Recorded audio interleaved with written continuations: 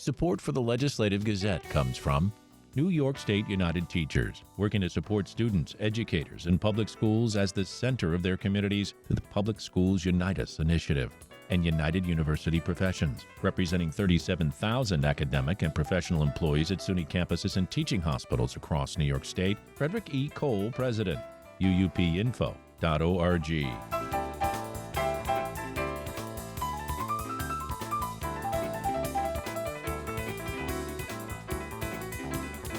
The death of Robert Brooks has lawmakers and advocates calling for prison reforms. Body camera footage showed the 43-year-old inmate being beaten by several correctional officers at a Utica area prison in December. Since then, the state is investigating the officers, the prison has a new commissioner, and the governor wants to invest hundreds of millions in more cameras for state prisons. But for some lawmakers, that's just the beginning. Jung-Yoon Han from the New York Public News Network reports. Sumit Sharma has heard all kinds of complaints about incarceration. It's a big part of his job. He leads a state prison watchdog group called the Correctional Association of New York. But when he walked into Marcy Correctional Facility almost 3 years ago, it was different. Because of the amount of people who spoke to us about the day-to-day life that they had been experiencing, which appeared to be based on fear. Sharma says 80% of inmates at Marcy reported witnessing assault or abuse from staff. That's based on findings from the Correctional Association years ago. There are places in the state that undoubtedly have a better environment than the environment that we saw at Marcy. A culture of abuse, racial discrimination, harassment, and a lack of care and transparency. The family of Robert Brooks says that culture still exists at Marcy today. Robert Brooks' brother, Jared Ricks, spoke at a press conference regarding his death. We're going to use our agony to fight for justice so that no one has to watch clips of devastation 30 minutes at a time or go through the plethora of emotions that I've gone through in the last month. The family announced a federal lawsuit against the officers involved and the commissioner of the State Department of Corrections and Community Supervision, or DOCS. They want to make sure officers are held accountable and that state-run prisons through DOCS address systemic issues with abuse. As that lawsuit progresses, lawmakers are looking for ways they can reform prison safety on their own end. Julia Salazar is a state senator representing Brooklyn. This culture of violence and impunity is the product of a lack of independent oversight in general. That's why Salazar is proposing a suite of bills she calls the Prison Safety is Public Safety Initiative. One bill would establish an independent entity to investigate incidents. Another bill would allow the state's prison commissioner to fire officers directly instead of the current process. That's where correction labor unions nominate arbitrators to investigate these incidents and suggest disciplinary measures. We see a really pitiful recommendation in terms of discipline, like 10 days of unpaid leave. And that allows this culture of violence and impunity to continue. Salazar says these proposals would make sure corrections officers are held to higher standards, including the officers who beat Brooks. Several of them were accused of using excessive force even before his death. I think it's reasonable to say that if it were law, then Robert Brooks would likely be alive today. Salazar is also proposing a bill that would expand the State Commission of Corrections, or the SCOC, which inspects prisons. She's co-sponsoring that legislation with Assembly member Emily Gallagher. Gallagher says the way forward is to triple the number of commissioners on the board. Those people need to include one formerly incarcerated person, one person with a background in public health, one person with a background in behavioral health care, and one attorney with expertise in prisoners' rights. Representatives from DOCS and the SCOC, along with the labor union that represents correction officers, declined to be interviewed for this story. As for Marcy itself, a growing number of organizers and lawmakers have called for the facility to shut down. Salazar is one of them. I don't think that the public can trust that Marcy Correctional Facility is operating the way that a prison should. And I cannot expect the families of individuals at Marcy to feel that their loved ones are safe as long as Marcy remains open as a correctional facility. In the meantime, Salazar is pushing the legislature to hold a public hearing about Robert Brooks's death, Marcy Correctional Facility, and the state of prisons run by docs. In Albany, I'm Jung Yoon Han for the New York Public News Network.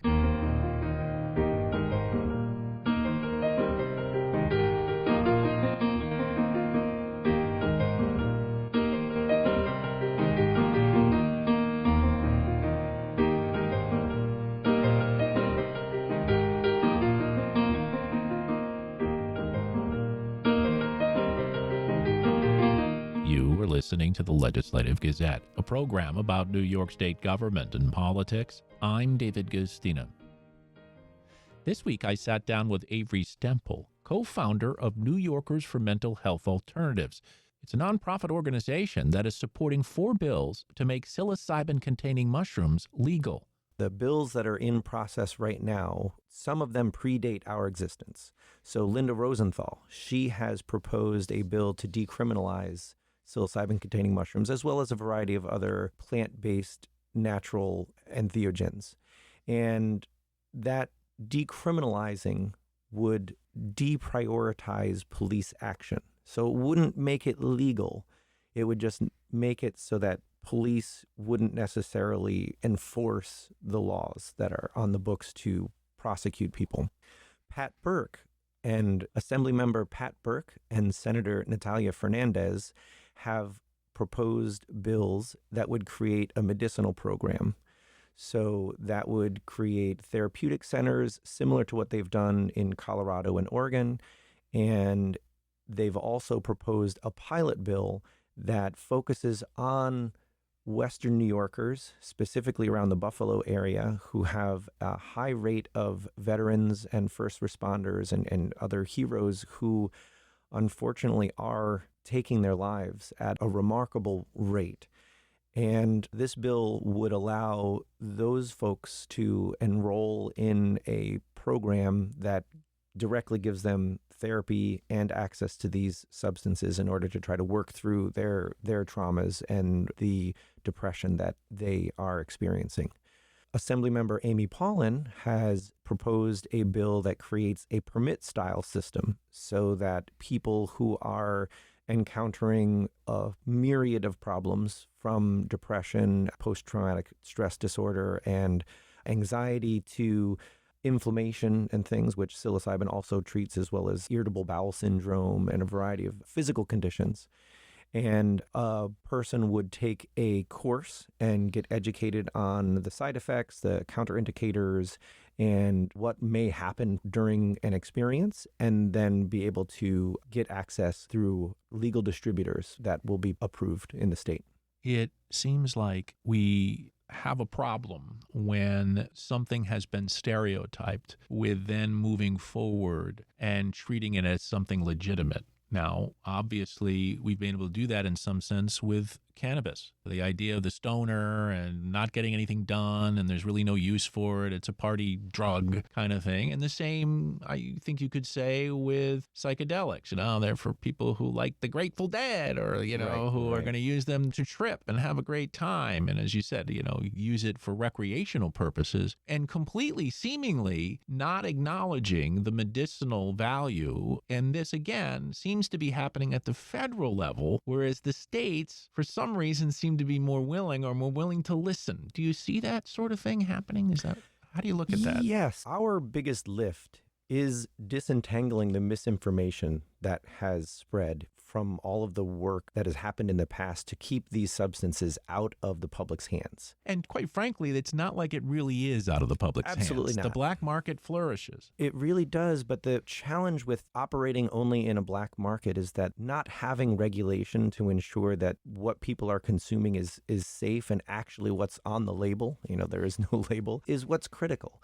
And that there are so many people who want to try one of these substances but do not have access to an underground market. People who are suffering from depression, people who are at end of life, they really aren't often the people who would risk going to jail in order to try something like this. My friend Corinne, she's also working with the Compassion and Choices. She's trying to pass the end-of-life bill in New York right now. The 11th year they've been trying to do this. The 11th year, that's correct. Yeah. Yeah. This year, they are making movement that shows real promise. And psilocybin-containing mushrooms can help folks at end of life as well and get through the challenges of letting go and the ennui that people are often suffering with of the, why is this happening? What is anything worth? And really give meaning back to the last moments of their life. And I assume with the therapy model, it's going to be guided. People would be worried, to be alone in a situation like that and maybe lose their capacity to get a grip on reality. But if you're in a guided situation, that's different, where you feel safe, you feel comfortable. I assume that's what New York is intending to do. That's absolutely correct. And allowing the legal access to these substances would give therapists and counselors the ability to lead people through these experiences without the threat of losing their license. And that's really, another critical piece of this puzzle that needs to happen because people are already doing this. And there are people who are giving folks experiences, but there's no certification, there's no regulation for that either. And there are people that are not giving people the best experiences. And there's no repercussions right now for those folks, unfortunately. We're speaking with Avery Stempel, co-president of New Yorkers for Mental Health Alternatives. How can people get in touch or find out more? Sure. Yes. You can follow our Instagram at NYMHA_. We also have a Facebook, and our website, nymha.com, has a lot of ways that you can connect with us. And it also, one of the biggest components to helping spread this advocacy is just sharing your stories. And there is a page on our website that has some conversation starters for you to use to interact with your friends and family about why you think this is important and how you can, help bring this change about. Yeah, and I know that because you're a nonprofit, you've held fundraisers and have tried to keep the organization going that way. And I assume it's, not an easy thing to do. It is not. And unfortunately, this being a questionable area that is still uncertain about, where it's going to go, people often hesitate in getting involved.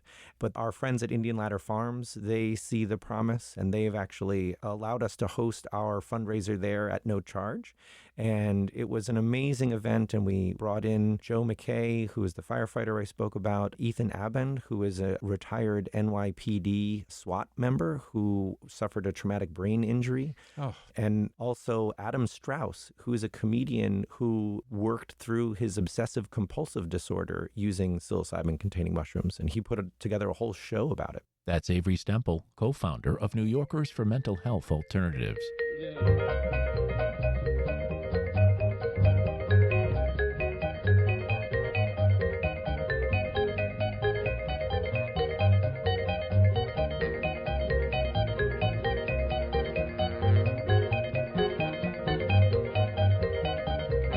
You are listening to the Legislative Gazette, a program about New York State government and politics. I'm David Gistina. New York State Senator James Skoufis has picked up a new leadership position in the chamber after dropping a long-shot bid to lead the National Democratic Party earlier this month. The Legislative Gazette's Jesse King spoke with Skoufis to learn more. Skoufis launched a campaign to become chairman of the Democratic National Committee at the end of last year, despite having few connections outside New York State. Skoufis said he wanted to bring the party back down to kitchen table issues and pull from his experience winning in the largely red 42nd District. When you outperform the top of the ticket by 24%, you know a thing or two about brass tacks campaigns. Voting members are set to elect a new leader on February 1st, but Skoufis ultimately pulled himself from the running. Speaking with WAMC, he says his reasons were pretty simple. I've been involved in politics long enough to know how to count votes. At the end of the day, I was not interested in staying in a race that I did not have a meaningful path to victory, to the finish line. Skoufis has endorsed Ken Martin, chairman of Minnesota's Democratic Farmer Labor Party, in the race. And shortly into New York's legislative session, Scoop has picked up a new leadership position in the Senate. In addition to chairing the Senate's Investigations and Government Operations Committee, Skoufis has been appointed Deputy Majority Leader for State-Federal Relations. I look to amplify the voice that I've been on behalf of working class people, and we continue to be laser focused on the kitchen table issues that matter most to folks. Looking ahead, Skoufis says he's pleased with a lot of the proposals laid out in Governor Kathy Hochul's budget for 2026, including plans to cut taxes for the middle class, expand the child tax credit, provide universal school meals, maintain school funding, and offer grants to first-time home buyers. But he says the Metropolitan Transportation Authority's congestion pricing plan in New York City conflicts with that message of affordability, and he still wants to see Orange and Rockland County residents exempted from the toll. The MTA began charging most drivers $9 to enter Lower Manhattan earlier this month in an effort to raise money for the MTA and encourage people to take trains and buses instead. But Skoufis says it unfairly targets commuters west of the Hudson, who don't have a direct train line into Manhattan.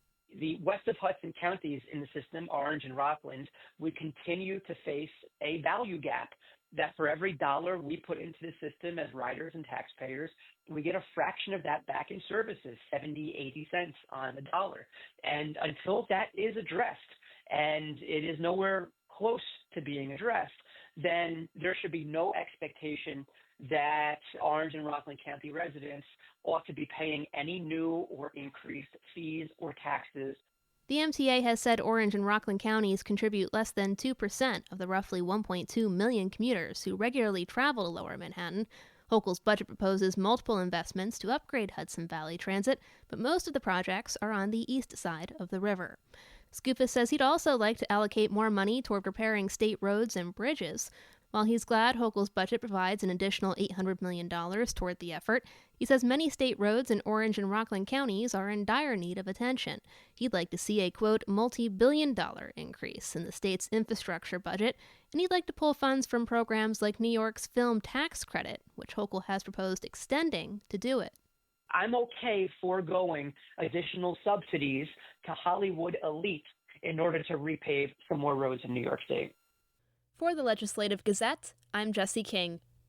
The American Lung Association's annual State of Tobacco Control report gives New York a failing grade for funding tobacco prevention programs.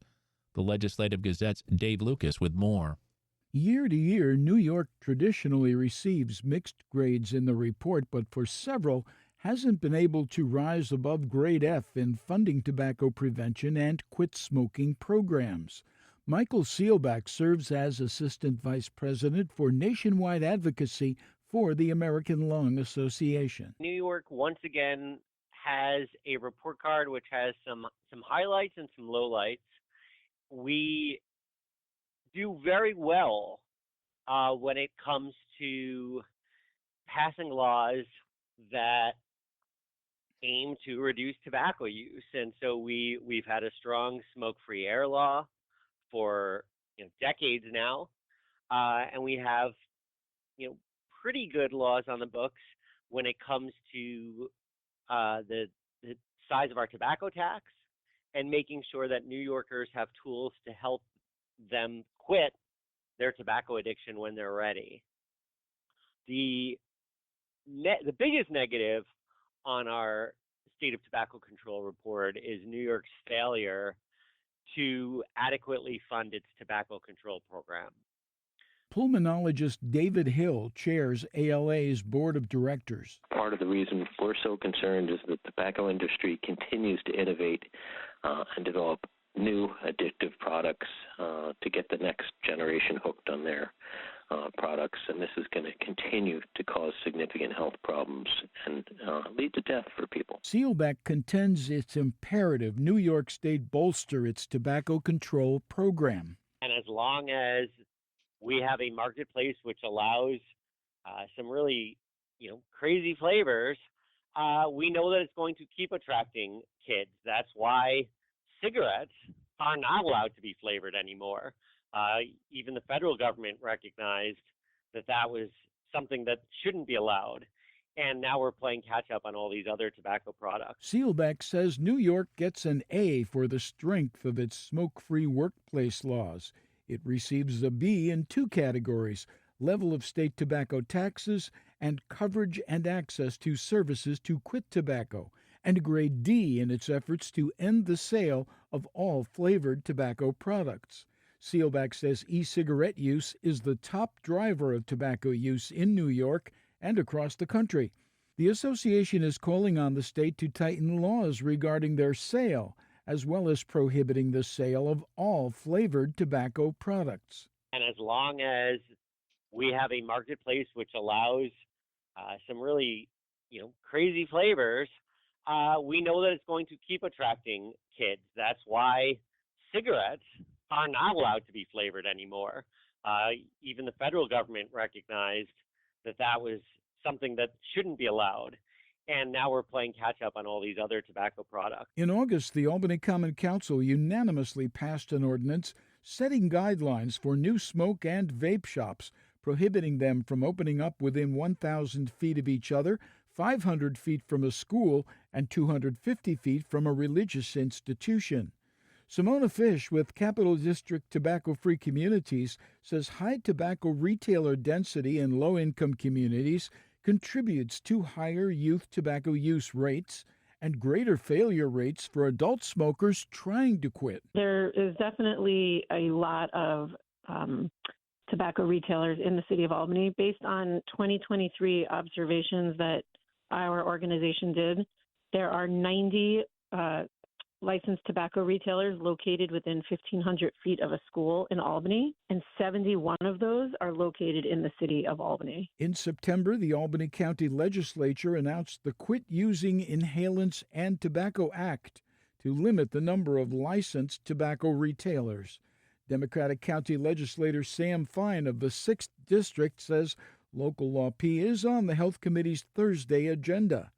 The New York State Department of Health did not immediately comment on the report. The agency does have a tobacco prevention agenda. According to its website, the program's strategic actions, combined with local and state legislation, have led to several positive outcomes, including restrictions on smoking and vaping in most places of employment and other public spaces, and an end to the use of tobacco product coupons and discounts, along with increased retailer penalties for tobacco sales violations. For the Legislative Gazette, I'm Dave Lucas.